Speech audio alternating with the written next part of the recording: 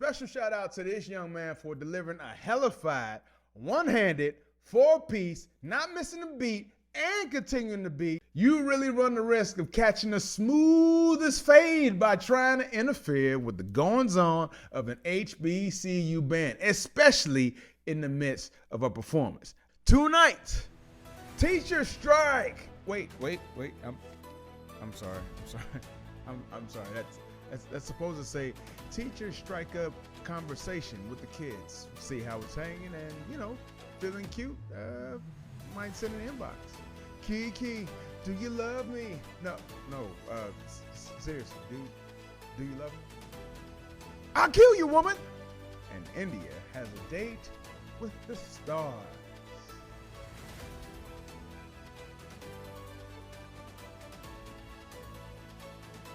See what we're talking about with these stories and more in this fully packed episode. Welcome to the BS. Let's go.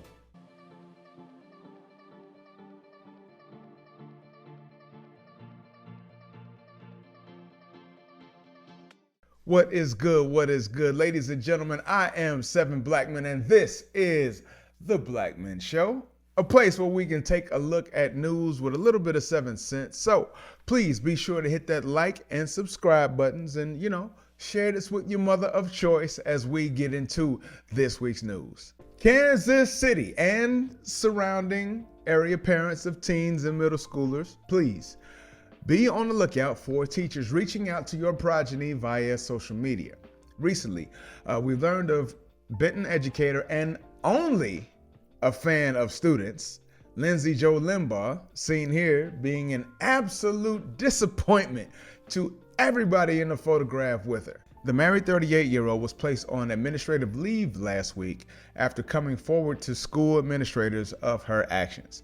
Now, in April of this year, she apparently drunkenly reached out to a youth via social media, TikTok being her app of choice, and began an inappropriate relationship with the youngster, starting with kissing on field trips and going to his car while in a car wash, before ultimately having actual intercourse several times at his and her home. Now, she has since been arrested after Scott County prosecuting attorney Donald Cobb filed a criminal complaint which alleges 2 felony counts of sexual contact with a student.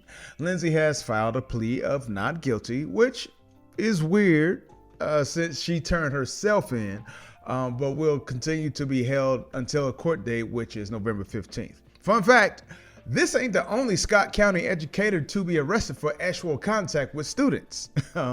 During the same week, teachers aide Kristen Rose Kirker was also charged with felony actual contact with a student in the same district. I don't know, it just seems kind of weird. What are y'all doing down there for real? Now, District Supervisor Dr. Bradley Colwick recently released a statement addressing the turmoil, asking anyone with information on other district employees having inappropriate contact with students to contact his office or the Missouri Abuse Hotline immediately. But with that said, I'll just leave it to you. What do you think of a teacher reaching out to a student in such a way?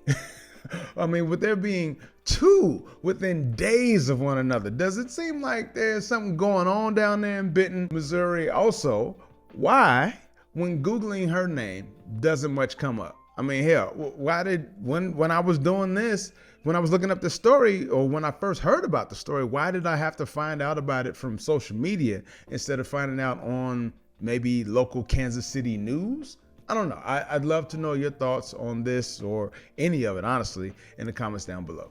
So if you remember in an earlier episode, link to it right here for a refresher, we discussed what was going on with the Screen Actors Guild and the American Federation of Television and Radio Artists, better known as SAG-AFTRA. And basically, they were at a standstill with contract negotiations with major and minor production studios, to the point that it led to a strike that lasted almost 6 months at 118 days. And what were the major issues facing artists and studios alike? Well, most of what they were looking to address can be covered with 2 basic terms: compensation and AI, or artificial intelligence. So, You had actors looking for certain representations and accesses to revenue sharing from streaming and box office success, as well as protections from the potential of AI taking the jobs of background actors and major actors as well. So now that the strike is over, what did they actually get, right? Now they have until December 5th to fully accept the agreement, but across the board, major actors and performers, led by Fran Drescher, better known as the nanny. Yeah, look, I ain't watch it either, but I am only now just understanding the reference in the show This Is Us, so maybe that helps. I like the Manny. You do? You watch the Manny? What's your favorite episode? Which one's your favorite? Iron Manny? Thin Manny? Manny, get your gun. We'll grab a drink. Of Mice and Manny's? Manny Petty. I thought you were a fan. But they will receive a 14.5% rate hike, which will be expressed as a 7% increase immediately, with the remaining 7.5% being increased at intervals over 2024 and 2025 to get them back up to that level. And background actors will receive an immediate 11% bump, with them also receiving an additional pay increase of 7.5% spread over the following 2 years the same way. Now, a new fund and payment structure for streaming actors has also been created, providing bonuses for streams over a 0.2 threshold. Basically, what they're doing is dividing the number of the stream views over the number of subscribers that the streaming platform has. So something like if Netflix has like 1,000 subscribers and they've got, let's say, 200 views on a certain video, certain production or something like that.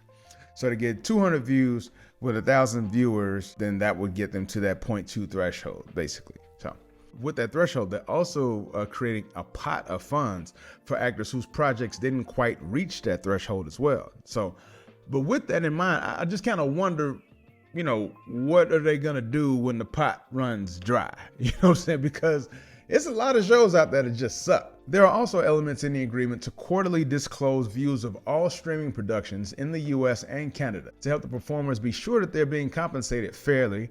There's limits to the number of background actors within a production, relocation bonuses, and rules for AI. And that's really what I want to put a little bit of focus on right now. So if you remember in another episode, I talked about the book Algorithms of Oppression, basically.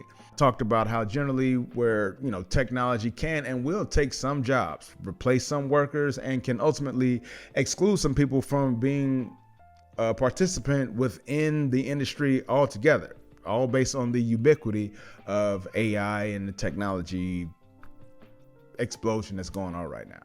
So with regard to the SAG actors, they're hoping to be safeguarded against future replacement and to keep the oncoming tide at bay by getting the consent of the actors before the likenesses can be replicated within a production, as well as on any new production. And, they even have to put in place different measures to compensate the actors who've been duplicated, at a fair rate for what the amount would be had they actually been doing the actual work, over the course of however many reasonable days would be used for their reasonable part within that production, if that makes sense. So basically, just think about it like, if I'm a background actor and my scene takes me 3 days normally to produce it for this movie that I'm in, and they want to use some of that footage or some of that stock footage or what have you in another production, and they want to put me into that one, well, then they have to pay me for 3 days of work, because that's the reasonable amount of time that it would take for me to do that had I actually done the work, even though they're using AI to do it, if that makes sense. So while I was editing, there was one thing that I remembered that I forgot to include, and that's only if you have a specific look, a very distinguished look. So if you look like either of these two guys, you basically are asked out. But if you look like somebody like Michael K. Williams or Michael Clark Duncan, oddly Michaels, then, I guess you'd be okay. Rest in peace to both of them. So the issue comes when others basically are pushing back and saying that you have sealed your own fate. Former Family Ties star Justine Batemen, real life sister to the Ozarks Jason Bateman, who, for my black people, was basically like Hillary before Hillary, as Mallory Keaton, the airhead and sister of Michael J. Fox's Alex P. on the show. basically. So she's pushed back against the recent agreement, saying that basically this deal will keep actors from working more in the future. Some of her contentions are aimed directly at AI, which could potentially cut the number of actors within a production, as well as the unintended consequences of having less jobs for studio personnel, from drivers to the caterers. She also contends that the ubiquity of AI will cause studios to produce customized content at such a rate, customized basically meaning that, the movies are gonna have the main characters resembling you, whether it's a sci-fi thriller or a Western, doesn't matter. But it'll be so ubiquitous that it'll be futile to complain. Other actors have actually pushed back on Justine, like Grey's Anatomy's Jason George, taking to Twitter to outline the clauses that particularly speak to the involvement of AI. Now, I'll put a link to the full article in the description, but I want to know your thoughts. Are you so yearning for the next Marvel outing that you don't care if the background people are from What's Eating Gilbert Grape? You know what I'm saying? Do you think AI will eventually take out entertainment jobs, just like the thought is for many customer service and manual labor jobs? I'd love to know your thoughts down below. Speaking of Hollywood, and I'm sorry to inform you that Nope actress and Another Good Woman Gone Bad, thanks to an Usher Raymond concert, and I'm sorry, but when you see how this man is destroying relationships left and right, you got to put some respect on the man's name first and last. You got to say it. You got to say first and last and let it know that you're feeling it. Matter of fact, you might even want to throw a mister in front of that.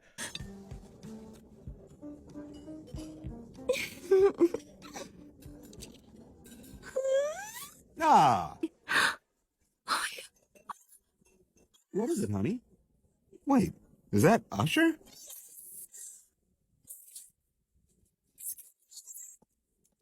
I can't believe this. You hit the table. Hey, how you doing, babe? Hi, Mr. Usher. I can't believe it's you. I'm Sarah. You have a beautiful smile, Sarah. Sarah, smile. Oh, won't you smile and welcome me? Song. Sarah. Oh, wonderful. Thank you, baby. That was beautiful. That's just what I do. Oh, this is Tom. Yes, I'm Tom. Just Tom. Hey, how you doing? Mr. Usher Raymond. You know what I'm saying? But anyway, Keke Palmer has called it quits with her boyfriend of 2 years, Mr. Darius Jackson, best known for playing himself as his lady showed her goods to USHERRAYMOND. I'm sorry, Mr. USHERRAYMOND at a concert earlier this summer in Vegas. Now, as Usher serenaded the socially savvy sister with her seething cig, sealed his own swan song while saying the quiet part out loud, coming down on the actress and mother of their son for her outfit for the evening. I can understand what the man was looking to do. He wanted to keep his house in order, but I'll just say he went the wrong way about it, and he ended up with the short end of the stick at the end of it. Because you're calling your woman your wife, which would make you a husband, but you ain't really doing no husbanding. You know what I'm saying? I'm not saying that what Keke was doing was 100% right, but it was like already looking like they had issues before whatever the heck was happening, and it hit social media. Quick side note, that's generally what people do to be right. At least that's the kind of the way I look at it. Like if they're looking to be right, if people are looking to be right, and I'll include myself, right? If we're looking to be right, we tend to, make a statement to our own little echo chambers. Tend to make a statement to our own little echo chambers on social media. The echo chamber du jour, in hopes to get some points from, that really don't hit the same way that we wanted to, because at day's end, we really want that affirmation from the person who we trying to make the point to that we really ain't making it to because we too much of a punk to say it to them directly, or we can't for some reason. Not all of we, but some of we, definitely, if that makes sense. But I digress. So to me, him hitting Elon's app to air his grievances was not the best move. I mean, things like that can backfire. And considering how he acted when she went out, it didn't look like he was one for making the best of decisions. And now it seems things have backfired for Darius. Recently, evidence has shown that the former Aquila and the B child star filed a restraining order against dude to maintain a distance of at least 100 feet due to the abuses that have dated back to at least 2022. Only a year after their on-again relationship. Now, apparently and look, can somebody look up what this dude does so I can have like an actual job for this man? Because I swear, I don't know what the hell this man does. But the guy who got Keke pregnant has been putting his hands on her to the point that the actress has been granted temporary sole custody of their 8-month-old son, Leotis. And look, I don't know, y'all. I'm of the mindset of not making children with people that you can't get along with. Let me know if that makes, maybe I'm just crazy. I'm just crazy. I told you, maybe get a couple of little screw touched in the head. Maybe I'm just touched in the head. I don't know. But because look, having children in those situations will not make things better. That's just facts. Now, I'm not saying that getting married first is gonna help you, keep things like this from happening. But I would just say this to a daughter of mine or to any young lady who's considering having a child out of wedlock. Would you marry this person? Like, seriously, would you marry this person? Would you start up an actual business of any sort with this person? Because basically that's what marriage is. It's the business of living together, business of creating a life together. That's what marriage is, basically. So would you start a business with this person? Would you want to marry this person? Could you spend the rest of your life at least the life of the child? Because, that's the way people doing marriages these days. As soon as the child goes to college, we getting a divorce because after this, I need to have my whatever. I ain't getting into that. But, would you do that with this person that you're looking to have a baby with? Do you know how they handle conflict? And that's really for everyone, anybody, for real. But do you know how the person that you're looking to be with handles conflict? Do you know how they treat power? Are they cooperative? Like if none of these questions can be answered in the affirmative, then why are you willing to pursue a full-on pregnancy with somebody who's, again, already iffy? You know what I'm saying? So, again, I'm not victim blaming here, but we all got to take some responsibility for who we let into our lives, why we let them in, and what happens when we don't vet them well.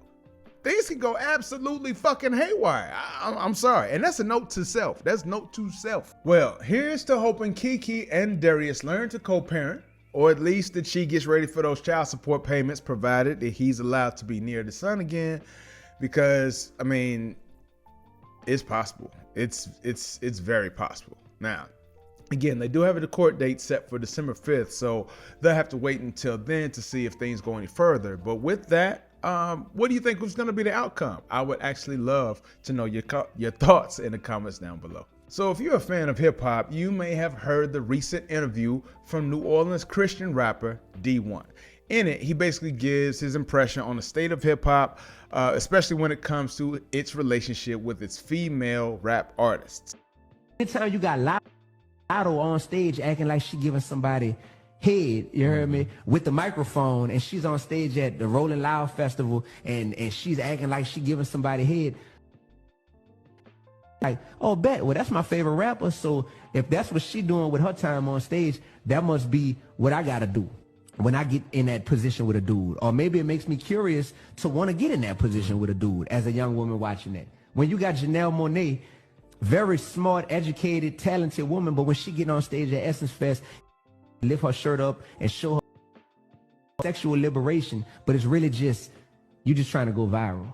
That's all that is. But you got all these women that's like, bet, I guess that's not inappropriate behavior. When you got Megan Thee Stallion turning Essence Fest into a twerk fest, man, you got young women thinking that that's acceptable behavior. And that's considered real. And they're gonna put her on the cover of all these magazines. And she's Woman of the Year here and wins this award for this and all that. And that's just the women, bro. Let's not talk about the men who are constantly disrespecting women in the music. And we've normalized the biggest rapper in the world. Drake goes on tour with 21 Savage. You got a big old piece of sperm flying over you and over the crowd through your set. Imagine, like, it's impossible for adolescents to not be impacted and influenced by this. Now, look, I can get it.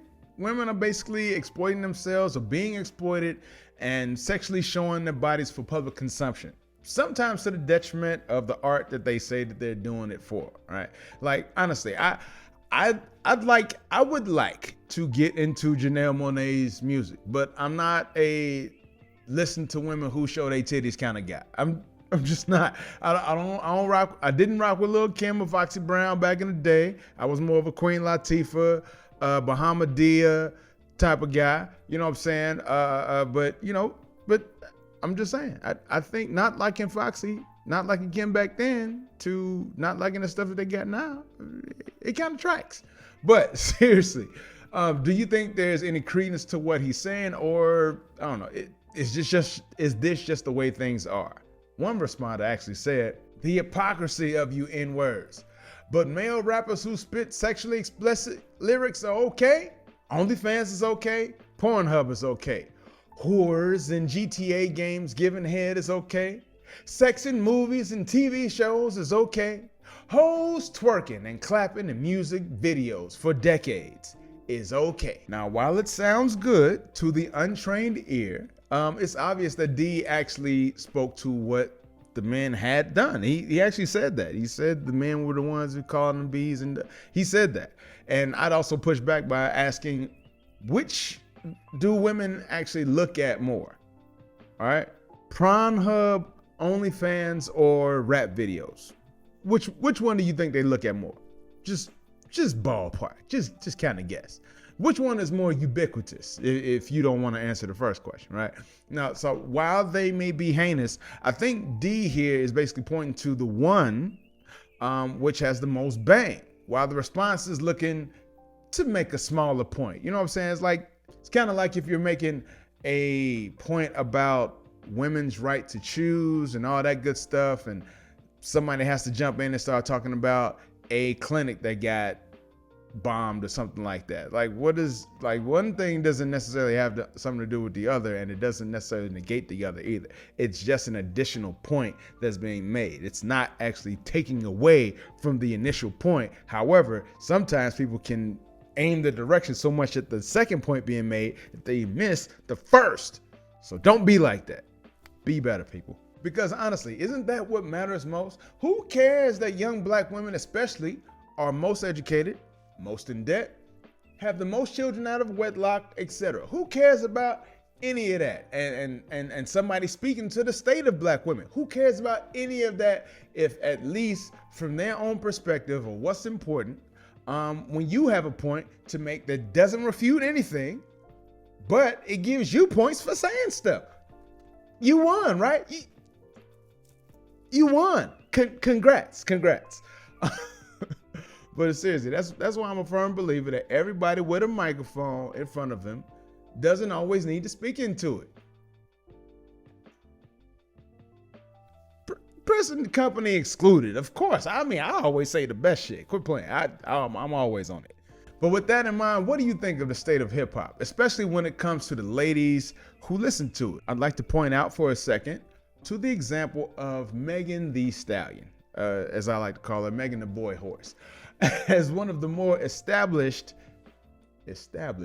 female rappers out there now. And even given the ubiquity of her name, she still only has 2 #1 hits, right? Both with somebody else on the record. One was WAP, the other one was Savage, with WAP with Cardi, Savage with Beyonce. So, you know what I'm saying? So, and on top of that, she's yet to have a platinum album herself, although she has had some platinum singles, right? And I'm saying this not to degrade the woman, but to show that even an established rapper ain't selling like that, to the point where she was recently, posting about not even having a label, right? So if you're not selling and it's not as lucrative, why are you doing it? Why? What do you? Is attention really that important? Is it really that engulfing, that encompassing? Is the dopamine hit that high? That's really what I want to know. I mean, I get the skin trend and all of that good stuff. I get it. But just imagine if the majority of men who started hip hop did so by going out shirtless and rapping in the Speedo. I mean, look, if you ain't got much to say, you won't be shaking that ass for long, regardless of what you look like. Skills, after all, do pay the bills. Right, Hammer? Now, in recent science and space exploration news, India has hit the airwaves with news of them landing a space vessel on the southern part of the moon, a feat never performed, as we can see in this footage. Coming just days after a Russian ship crashed while trying to land on the moon, this heralds India's emergence as a major player in space. Mr. Modi says India's next target, putting people on the moon. The sky is no longer the limit. I'd go into You've got to space, move. yeah. Wait. Can we see that again? Narendra Modi ji, who is here to encourage us, and he is critically looking at the visuals.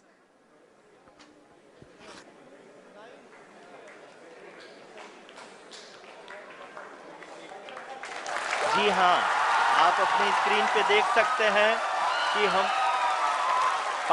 Lander module Okay. Research into this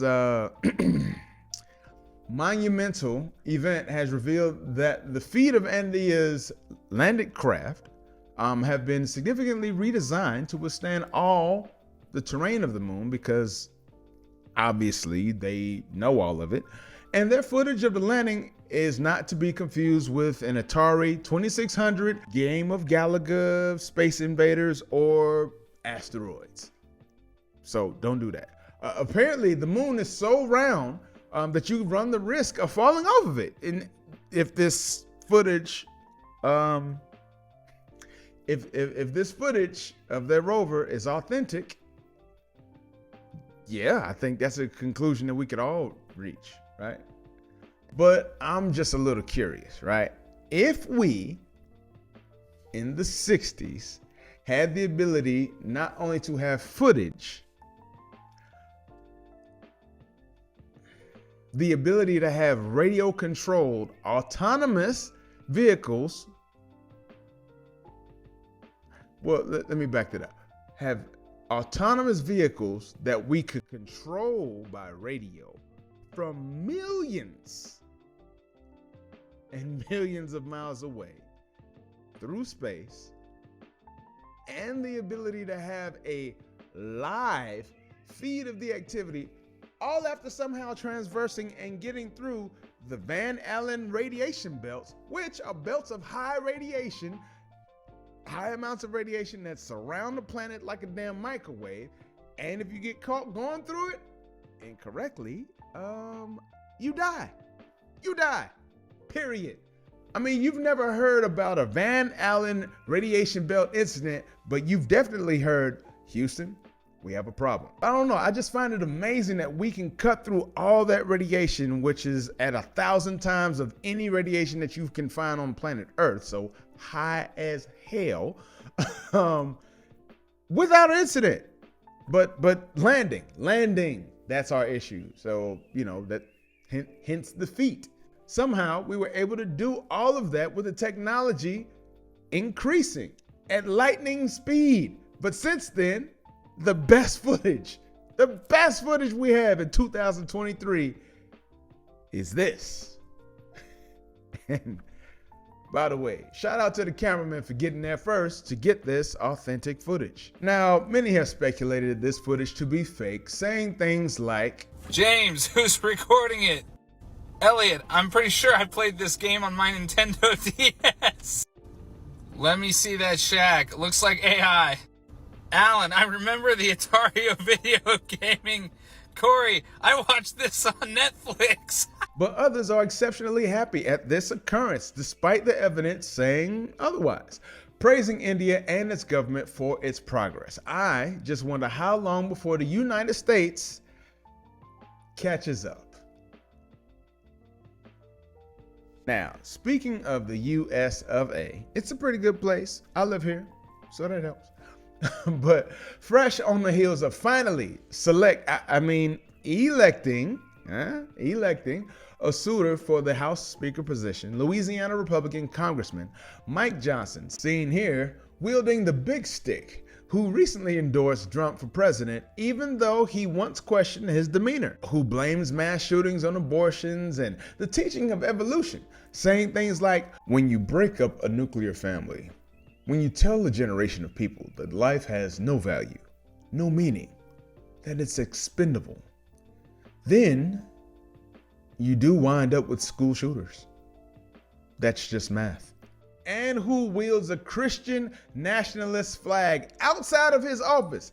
This guy, who has an anti-prono app on his phone that alerts his accountability partner, his 17-year-old son, if he ever diverts from the straight and narrow path, is your new speaker, and he has some ideas on how to keep the nation from defaulting on its financial responsibilities. With the nation facing another looming shutdown, I thought I'd take a second to break down what the budget is for and what's being proposed. So what is the government budget about?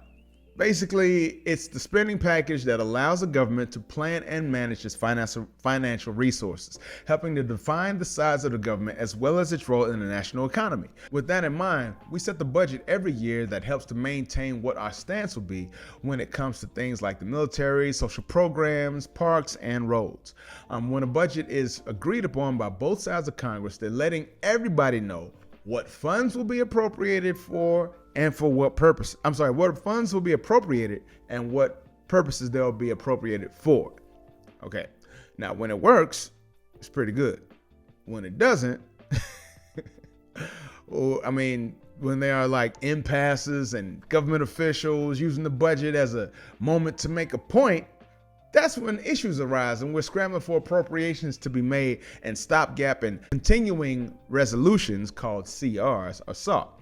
And what are these stopgaps? Well, they're basically as they sound. They are government measures to allow for certain services or departments to be funded while Congress gets their collective acts and asses together to get an actual budget passed to cover all government services. And when we don't have a budget in place, as has happened 21 times in the past 5 decades, this being the 5th time in the past 10 years, 3 of which taking place during the Trump administration, but I digress. But when we don't have a budget in place, we run the risk of many major government programs basically being immediately unavailable. So while the Social Security Administration may still be printing checks, many of their other services will be hard to come by. So there won't be any new people being added to the Social Security rolls, and any card issuance of any type would completely stop. Travel may become a headache for domestic, but especially for international flights.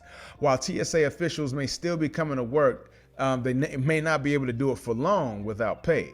Now, the government will eventually pay workers who've been working without pay, but with a lot of us living check to check, it may be more than just punching the clock. So what do we see happening right now? Just today, November 14th, the House passed Johnson's plan to avoid the government shutting down with a vote of 336 to 95, with Democrats putting up 209 of that 336. The Senate has until Friday to approve the measure before Joe Biden can sign it into law. But here's what they are basically looking to do. Keep spending at the same levels currently established, basically a feather in the hat of all the Democrats.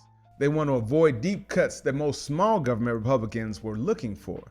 It extends funding for 4 spending bills until January and some others even until early February. It excludes veteran programs as well as those for transportation, housing, agriculture, and energy. And lastly, it omits funding for Ukraine and Israel. Now, this is a short-term funding bill.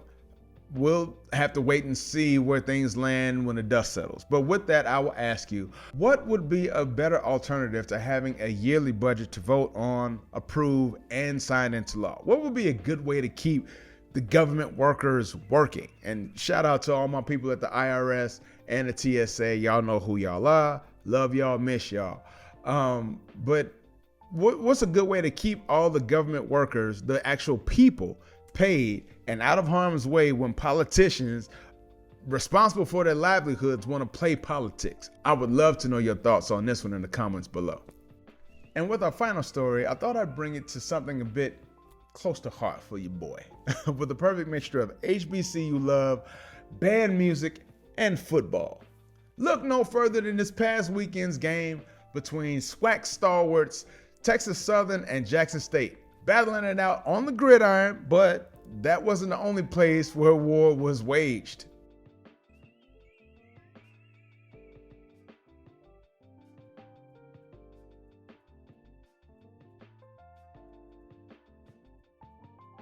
That's right, some poor, unfortunate soul thinking this is the proper time to air his grievances with this man obviously did not watch Drumline. One band, one sound. One band, one sound. Bruh, you lucky you got to get escorted back to your seat. As a Grambling State University tuba, actually, sousaphone player, and shout out to my silver dogs out there playing the super shiny silver sousaphones with the sizzling sounds, saying it's all about that bass. Tubas are the most important section in this band, boy. Tubas are the boom.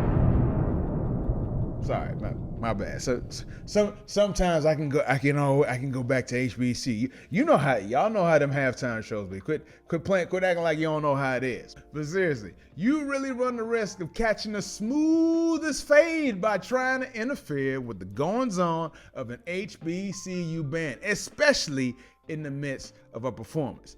I'll tell you, there was this time when I was at Grambling. We had gone to the field. We were practicing. So this is just practice. Just practice. We not in no uniforms, nothing like that. So we were marching. We gone to the field. After we did the field, we were coming back and going back to the band room.